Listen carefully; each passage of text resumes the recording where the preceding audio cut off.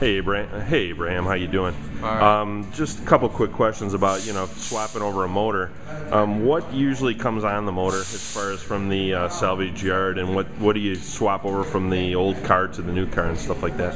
All right. Well, usually they come with valve covers, intake plenum, just the basic stuff, water pump that's attached to it, basic stuff. All the covers should come on it. Exhaust manifolds are optional, stuff that's bolted on. They would probably take off, or they could swap. But when the motor's out, you would want to replace the timing belt or timing chain, depends on how old the donor car is, and plugs, wires, if you've never done them, depending on the mileage, you might want to do that. So you get say you get a motor from a salvage yard, and the salvage yard gives a 90-day warranty. You install the motor, and then you hear a problem. You can't really tell until it's installed, right? Sometimes you don't really run the motor out of the car, right? No, you got to install it before you run it, and you still even then should run it, check it. You still don't know what you get.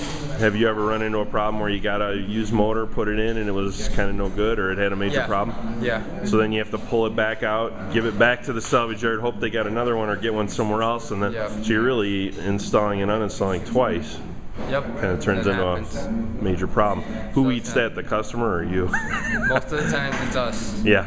Because we get to install 2 engines for the price of one. How about once you install the motor, what has to be done as far as, I would imagine, like you have to recharge the air conditioning. There must be a list of things that have to be done. Well, obviously you want to do an oil change. You don't know how old the oil's in there. The coolant, you want to install new coolant. You want to have it run. Most of them require a new radiator or a water pump, just so the cooling system's running right, it won't overheat.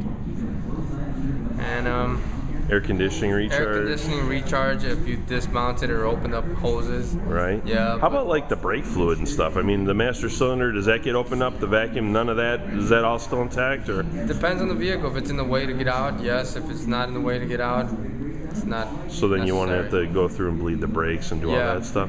Yeah. Okay. All right.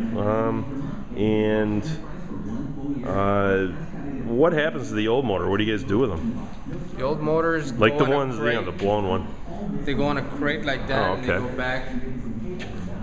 I'll take a walk over there in a minute. Sure, they go. Yeah, let's take a walk over there and take a look.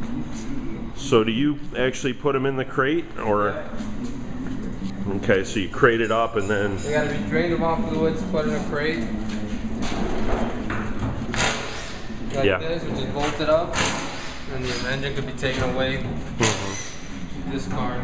And is it just discarded like for scrap metal, or do they actually rebuild the motors at all? Or? Most of the time, something like this will probably go to scrap metal. There's a lot of Chevy 350 motors out there, so no reason to rebuild it. There's plenty out there or whatever. Yeah. So okay, well I really appreciate your time, Abraham. Thanks a lot.